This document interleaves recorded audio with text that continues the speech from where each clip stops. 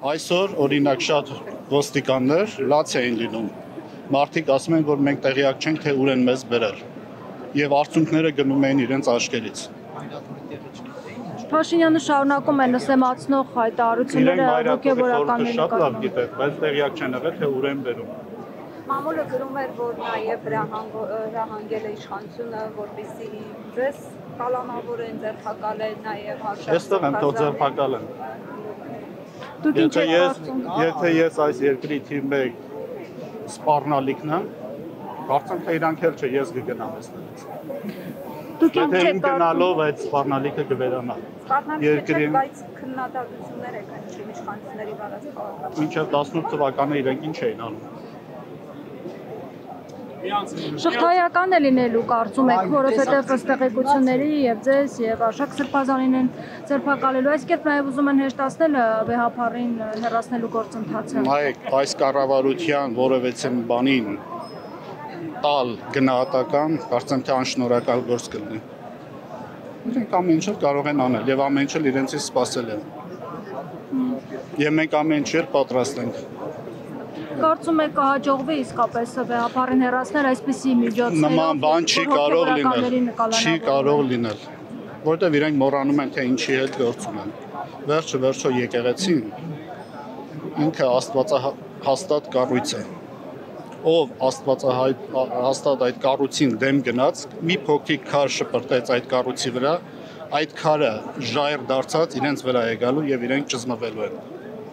Այսինքն սա ենթադրում է իշխանափոխություն, օրինակ Մեծիտան Կիրիկո Արամ առաջին կաթողիկոսը ասում է նստեք իշխանությունների հետ քննարկեք, շփվեք վիճակը, արդյոք կան եզրեր այլևս։ Ինչպես բոլորն են նկատել, ոչ մի եզր չկա իրենց հետ քննարկելու որևէ մի բան։ Եթե իրենք զրծավ լինեն եկեղեցու հետ կապած, անգամ հայրենիքի հետ կապած իրենց շատ անգամներ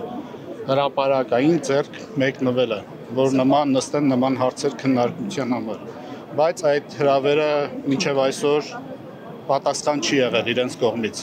Բայց իրենց նպատակը դա չէ, իրենց նպատակը կարգադրություն կատարելն է։ Ինչ որ աշխարհաքաղաքական կենտրոններից իրենց հրանգ են տալիս եւ իրենք շատ գեղեցիկ, շատ գերազանցիկ ուսանողի պես կատարում են իրենց հրանգը։ Բայց իրենք մի բան չեն հաշվել, որտեղ որ կա հավատք։ Հավատի մասում իրենք չեն կարող որևէ մեկը կանխորոշել, թե ինչ է լինելու։ Դա է։ Որ այստեղ իրենց մեջքը կոտրվելու է։ Որտեղ իշխանությունը կդադարեցնի այս ահաբեկումները, ճնշումները առաքելական եկեղեցու Չեմ կարծում իրենք մի բան ասեն։ Ես կարծում եմ, որ իրենց այդ շրջանակի մեջ դեռ կան մարդիկ, որոնք մի քիչ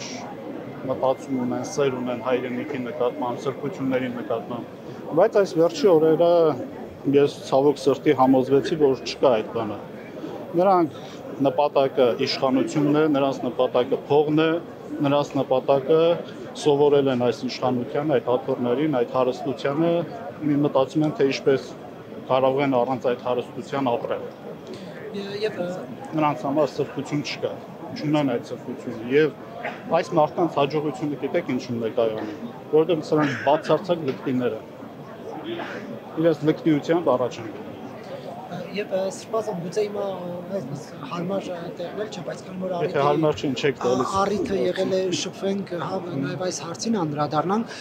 դուք ինչ եք կարծում, քանի որ տեսեք կառավարող ուժը հարցեր է առաջ քաշել, որոնք հիմա ակտիվ քննարկվում են մամուլում, քաղաքացիների շրջանում, պետք է նաև հավատավոր հոտին ըստ ձեզ եկեղեցին այդ հարցերի հետ կապված պարզաբանումներ ներկայացնի, թե ոչ։ Օրինակ։ Դե դուք գիտեք ինչ է Նիկոլ Փաշինյանը առաջ քաշում։ Խնդիրը հետևյալն է։ Փիլիսոփայական ուղղվածության մեջ հարցին հարցով են պատասխանում, չէ՞։ Նույն հարցի իրենց ենք մենք ուղղում, ինչու չեն պատասխանում։ Շատ հարցեր։ Ով ասավ, իր ընտանիքի հետ կապված բազմաթիվ հարցեր կան, որ մամուլում քննարկվում են եւ այդ հարցադրումները արվել են։ Մինչեւ այսօր պատասխան չկա։ Եվ բոլորի նկատմամբ։ Եթե իրենք ուզում են, թող օրինակ ծառայեն, ասեն թե որն է ճիշտը, մենք էլ կասենք իրենց։ Եվ երկրորդը, դրանք կեղծ օրակարգեր են շեղելու համար։ Չգիտեմ, ինչ որ մի վատ բան ես կանխազգացություն ունեմ, իրենք այս ամեն ինչի ներքո թաքցնում են։ մի վատ բան սպասվում է։ Եվ կներեք դուք բացառում եք, որ կան բարձրացան հոգեվորականներ, որոնք խախտել են կուսակրոնության խորհուրդ, այսինքն դա բացառում է։ Ես որևիցե մեկի տեղը չեմ կարող պատասխան տալ եւ որևիցե մեկի համար ես մեղ չեմ վերցնի իմ վրա, որևիցե մեկին զրպարտելու։ Ես իմ անձի միայն իմ տեղը կարող եմ ասել։ Եվ կարծեմ յուրաքանչյուր մեկը այդպես պետք է լինի։ Ինչ է կարծում մեկին պախարակելը կամ սուտ զրպարտություն տալը։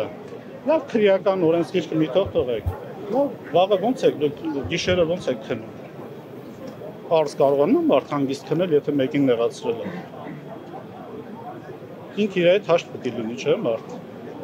Բայց այս մարդիկ իրենց հետ էլ հաշտ չեն։ Դուք կարծում եք, որ եկեղեցականներն այդ առումով որևէ այսպես խնդիր խոցելի տեղեր չունեն, ճիշտ ասած։ Չկա մարդ, որ այս երկրի վրա մարդ ապրի եւ մեղ չգործի։ Քրիստոս ինչ էր ասում։ Ով պետք է ապրում է եւ մեղ չի գործում։ Բոլորն են մեղ գործում են։ Նարեկացին ինչ էր ասում։ Իմ մեղքերը մասի սարի չափ են։ Հիմա Քրիստոս նույն ձև ասում էր, թող անմեղ մարդը թող առաջին քարը նետի։ Ինքը այդ բոլորից անմեղը ինքն է։ 5000 երեխայի պատասխանով է տալու։ Արցախի պատասխանով է տալու։ Այդ բազմաթիվ եկեղեցիների պատասխանով է տալու։ Այս երկրի են այսքան թմրանյութ ամբողջ երկրով լցված է, ամբարայականությունը լցված է երկրում, աղանդավորականությունը լցված է երկրում, ով է պատասխան տալու։ Սեփազանար հայտ մի այսպիսի հարց տամ, հա դուք ասացիք, որ ըստ էության մեկնել եք այդ ձեռքերը, որպեսզի հաշտության գա եւ ստացվեց այնպես, որ Փաշինյանը չի ընդունել այդ հրավերը կամ այդ մեկնված ձեռքը։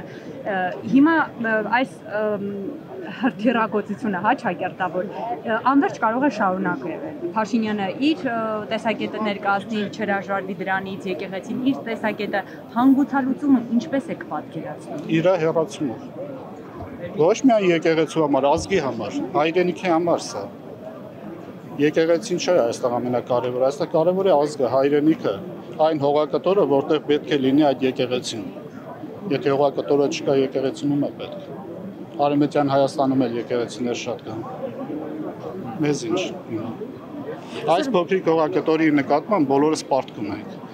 որովհետև հայրենիքը այս հողակտորը մեզ համար սոսկ հողակտոր չէ։ Սա Աստծո կողմից տված մեզ ավանդ է, որ պիտի պահենք, պահպանենք, շենացնենք, բոլորի պարտականությունն է շենացնել։ Այսօր մենք ինչ ենք անում։ Հանձնում ենք, չէ՞, այդ հայրենիքը։ Ով ուզես տվեցինք։ Հիմա Թուրքիան է ուզում, պատրաստվում են տալ, Ադրբեջանը տվեցին, Վրաստանն են տալիս։ Ու հետո որ Աստծո առջև կայնենք, ինչ ենք տալու Աստծո։ Այդ հայրենիքը, որ ավանդ էր տված։ Իսկ ավանդը մեր սեփականությունը չէ, չէ՞։ Ինչ որ իր տերոջը վերադարձնի։ Աստծուն ինչ ենք վերադարձնելու։ Այդ ասում եք իր հեռացումը ինչպես եք պատկերացնում, որովհետև ակնհայտ է, որ նա չի ուզում իշխանությունը զիջել, այո, հրաժարական չի տալու։ Սահմանադրական կարգ է։ Միայն ու միայն։ Իդեպ այսօր Էդմոն Մարուքյանը գրում էր, որ օրինակ ինքը պատրաստ է իր թեկնածությունը հետ վերցնել եւ օրինակ վարչապետի թեկնածու առաջադրեն Միքայել arczepiskopos Աջապահյանին եւ ընդդիմադիր ամենամեծ խմբակցությունը Հայաստանն ասաց, որ ըստ էության պատրաստ են իրենց 28 ձայները տալ, եթե իհարկե Միքայել Սրբազան հայրը դրան համաձայնվի։ Արդեն եղել է ինչ որ քննարկում, ինչ կարծիք ունեք այս Երբևիցե եկեղեցու նման քննարկում չի եղել, երբևիցե եկեղեցին իշխանություն ունենալու խնդիր չի ունեցել։ Ընդհակառակը եկեղեցին միշտ հայտ չի ներկայացրել իշխանություն ձևավորելու եւ իշխանական ուժ լինելու։ Եկեղեցին ունի իր իշխանությունը, եկեղեցին ունի իր առաքելությունը եւ իր առաքելությունը բացառապես հայ ժողովրդի կյանքից ներս իր դեպի անմահություն մարդկանց ճանապարհելն է։ Սա քաղաքական գործառույթ է, որ պիտի անեն քաղաքական հայտ ներկայացած կուսակցությունները։ Եկեղեցին նման բաներ։ Այսինքն դուք կարծում եք, որ պետք չէ որպես տեխնատու դիտարկել Միքայել arczepiskopos Աջապահյանին։ Ես կարծում եմ, որ եկեղեցին մինչև հիմա նման բան չի եղել եւ Սրբազանին պիտի այդ հարցը տակ։ Ինքը իբրև անհատ կարող է բան անել, ընդառաջել այդ բանը, բայց եկեղեցին ոչ չի անի, որովհետեւ երբևիցե եկեղեցին չի ցանկանում աշխարհիկ իշխանություն իր ձեռքը վերցնել, որտեղ եկեղեցին ավելի բարդ, ավելի ծանր, ավելի քաղցր իշխանություն ունի, հոգևոր իշխանություն է։ Դա արդեն բավականին բարդ գործառույթ է։ Այո, բայց եթե օրհասական վիճակ է երկրում, եթե պետություն չլինի, ինչպես միշտ որ պատմության մեջ նայում ենք, բազմաթիվ անգամներ եղել են նման դեպքեր, պետություն չլինելու դեպքում կարող են անել։ Սրբազան տեսեք հիմա կան այսպես իշխանության ուղղված մեղադրանքներ, քննադատություններ, որ միջամտում են եկեղեցու հարցերին, բայց օրինակ այդ քննադատությունների կողքին ստորակետ են դնում եւ ասում են, բայց եկեղեցին էլ է միջամտում քաղաքական process-ներին։ Շատ լավ հարցեր, բայց դեռ հարցը չեմ։ Շնորհակալություն։ Դուք չեք կարծում, որ եկեղեցին օրինակ որոշ քաղաքական process-ների վերաբերյալ հայտարարություններ անելով այդպես արդեն քաղաքական գործընթացների մասնակից է դարձել։ Միանշանակ ոչ։ Քաղաքականությամբ զբաղվել նշանակում է դուք քաղաքական թիմ կազմել եւ զբաղվել իշխանություն ձևավորելով, բայց եկեղեցին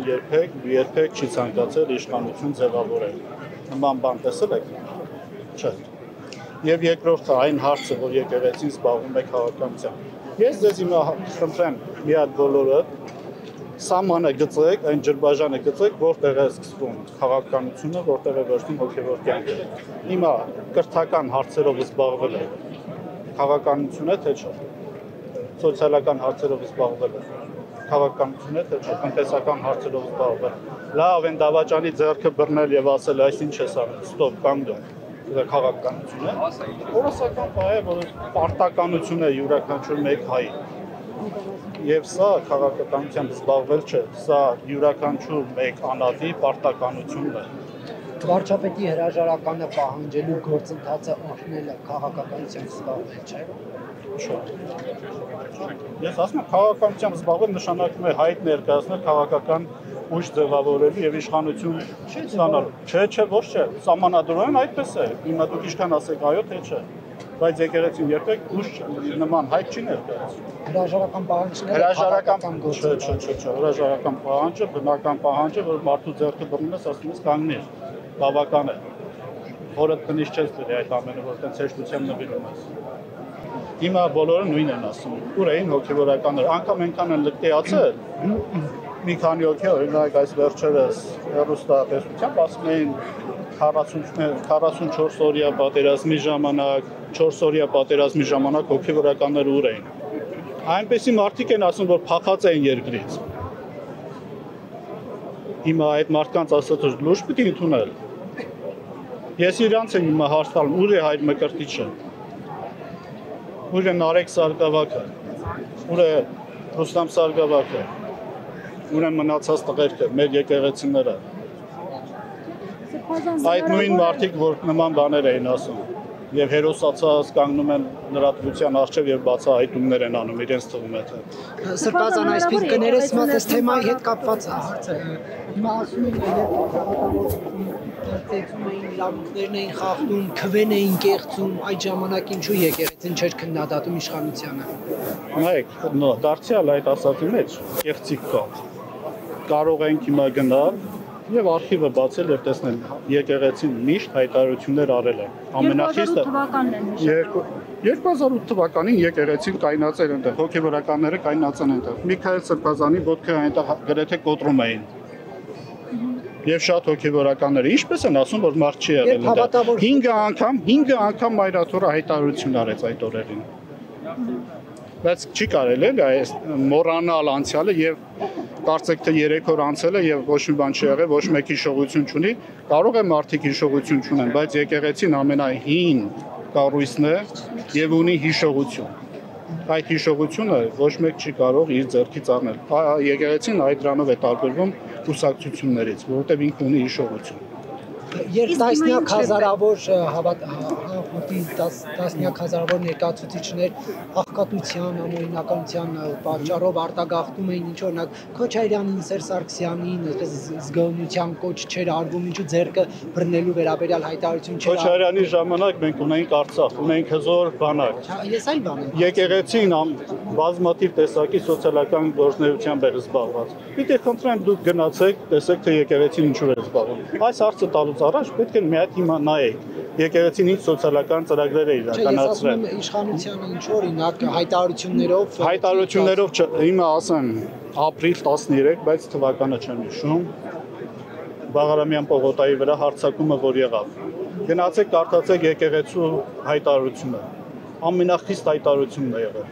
Չեք ուզում, չեք կարդում, դա է խնդիրը։